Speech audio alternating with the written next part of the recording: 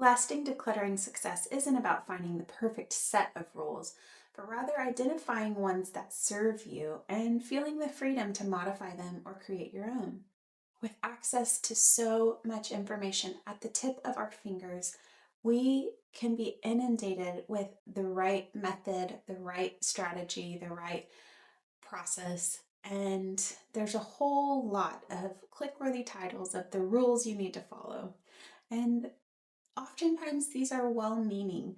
Oftentimes the people who are suggesting that we try it or use it or try out a different method, myself included, are just making a suggestion because it's something that has been effective for us. But sometimes this can lead to overwhelm and we can feel inundated by well-meaning family, well-meaning friends, and well-meaning um, information that we can feel like we're doing it wrong.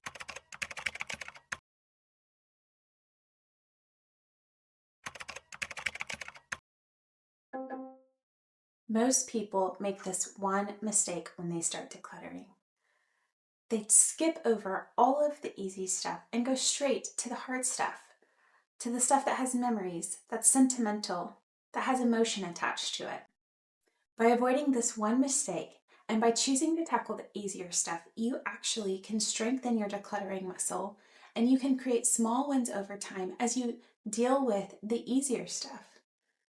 As you deal with the easier stuff and you create these wins, you actually gain confidence in your ability to make decisions and you gain motivation to continue the progress that you're trying to continue on your decluttering journey.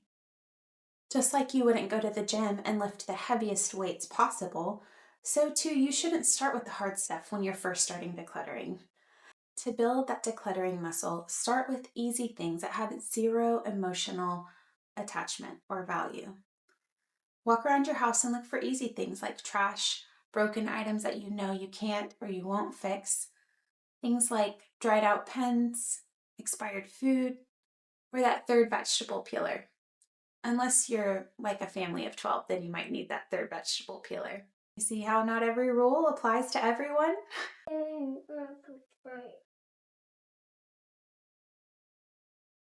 One of the biggest fears that can paralyze us is this fear of getting rid of sentimental stuff, something that feels emotionally or sentimental valuable to us, and it can paralyze us and stall our progress. So the first mindset shift that I want to encourage you to take is to be okay with starting with the easy stuff.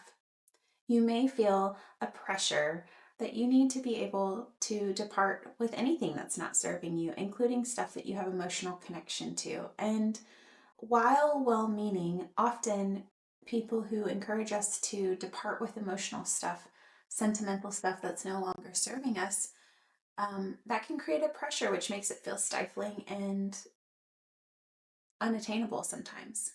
So I want to give you permission. I want to give you permission to start with the easy stuff and to build your decluttering muscle over time.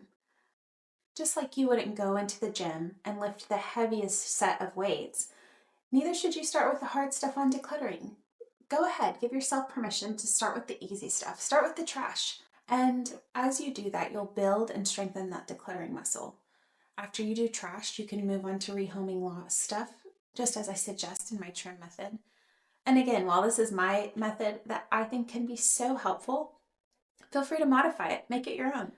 But by doing the easy stuff, by rehoming the things that already have a home, but they've just been creating visual clutter because they're not in the right spot, we can work and exercise this muscle of dealing with an item. And then when we get to the harder things, like items we don't know what to do with, it'll be a little bit stronger because we've already gained some confidence because we already knew what to do with some of the easier stuff. Because it's not so much about the act of decluttering, it's giving yourself confidence that you can know what to do with the item, right? So don't allow the sentimental stuff to paralyze you and keep you from making decluttering progress. As you tackle the easy stuff, you are going to build confidence and you're going to strengthen that decluttering muscle. And you'll have the strength and confidence to tackle those emotional items later on your own terms. And remember, don't compare yourself to those ahead of you on their journey. You may gain inspiration from YouTubers, even like myself, But the reality is that there's a good chance that they have been practicing decluttering longer than you. So don't give up, my friend.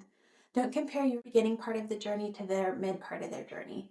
A side note, our clutter is often years in the making. So you can remind yourself this when you feel the need to tackle those really sentimental, highly emotional items. You can remind yourself, you know what? It took me decades to get here. It took me 5 years to get here, however long. It's okay if you take your time on the decision making. In fact, I would argue that this is the more sustainable way. This avoids burnout as you make slow, steady decisions because decluttering really should be a lifestyle. Remember, we are the manager of our stuff. We are the inventory manager of our stuff. And for the rest of our lives, we'll be managing our stuff. So it is okay if you need to take an extra day or week or month or year to make a decision on an item. No pressure needs to be placed on anyone to do things quickly. And you'll find that if you just let it sit, at some point you'll be able to come to the right decision about that item. No pressure, friend. The outside world sells us this fantasy of a weekend decluttering marathon, but often that's a recipe for burnout. Just like health and fitness, crash diets don't work, yo-yo diets don't work. The key is to treat decluttering in the same way. You can have a massive purge and then 2 or 3 years later do another massive purge, but it's going to take longer and it's going to be more exhausting. And you're probably going to dread it because who wants to spend an entire week or weekend decluttering things that they've bought for the last 3 years? Instead, I would encourage you to approach it through small, sustainable habits. And as you do this over time, it will start to be second nature. The pressure is that you need a whole decluttering marathon to see actual results. And I want to give you permission to, again, see it kind of like fitness. It's not about crash diets or yo-yo diets, but it's about small, sustainable habits. Just like the person who eats celery for 5 days and then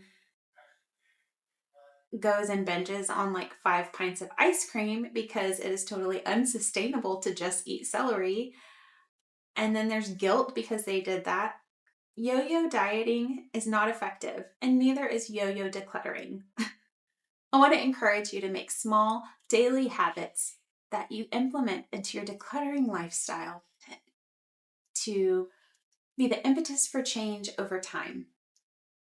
Small wins, daily wins, weekly wins that over time yield to a lifestyle in which not only have you changed the way in which you run your home, but I promise it will also impact other things, like the way that you think about consumption. After you've gotten rid of hundreds or thousands of items, you're going to think twice before buying that impulse purchase at the store. There's a pressure from the outside world to consume. Over and over again, we are told that we need to constantly and consistently be buying new things to make us happy, to make our home peaceful, and for our home to be organized. And I want to give you the permission, because you are the inventory manager of the home, of your home, you get to control what comes in and what goes out. You get to be intentional and thoughtful about what you truly need and what would truly serve you. Consumption is not a bad thing. We need items to live. We need items to survive. And it is such a privilege to be able to purchase items for enjoyment. But when we consume mindlessly, or we consume because someone told us that we had to get this thing, that can lead to pressure to consume, consume, consume. And before we know it, our clutter threshold has been reached and usually exceeded.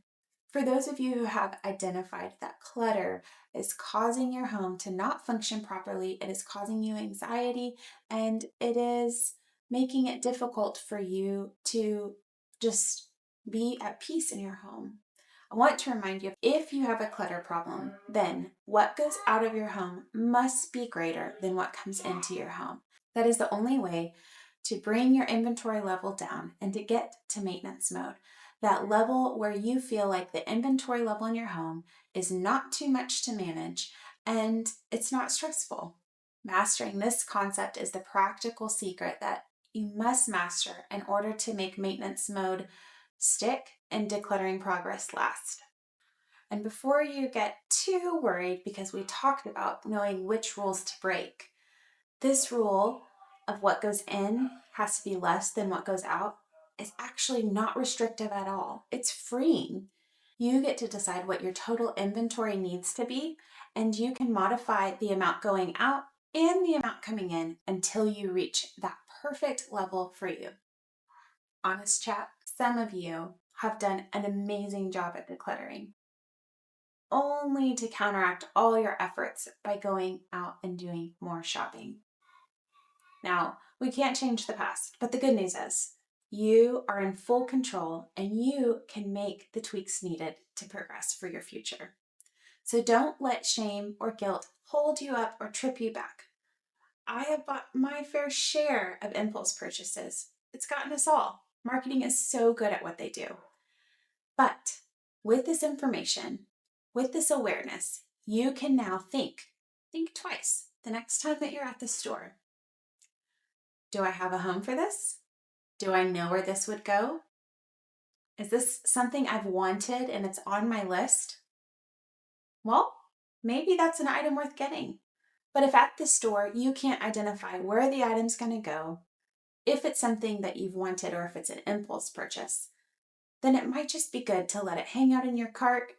Sometimes I just put some items that I like in my cart and I walk around the store, and 20 minutes later, by the time I've made myself to the end, the shininess of that new item, what is this?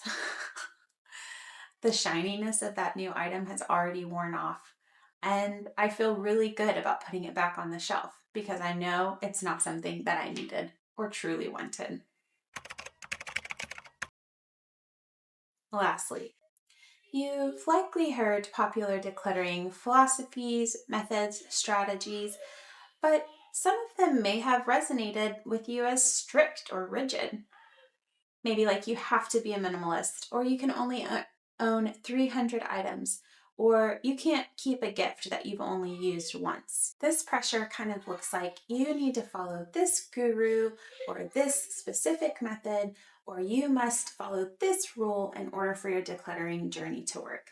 And I want to give you permission to ignore any rule that doesn't work for you, because you are the expert in your home.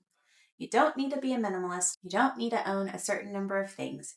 While these methods are helpful for some, for others they feel constricting, like a straitjacket.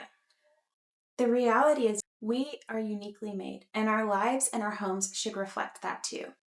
A byproduct of this is that the things that we keep, that we choose to use in our home, are going to look inherently different because of our unique values. Sure, there's bound to be overlap. You and I likely have several of the same things, but the reason, the case use for keeping those things might be different, or the rationale for keeping those things might be a different rationale.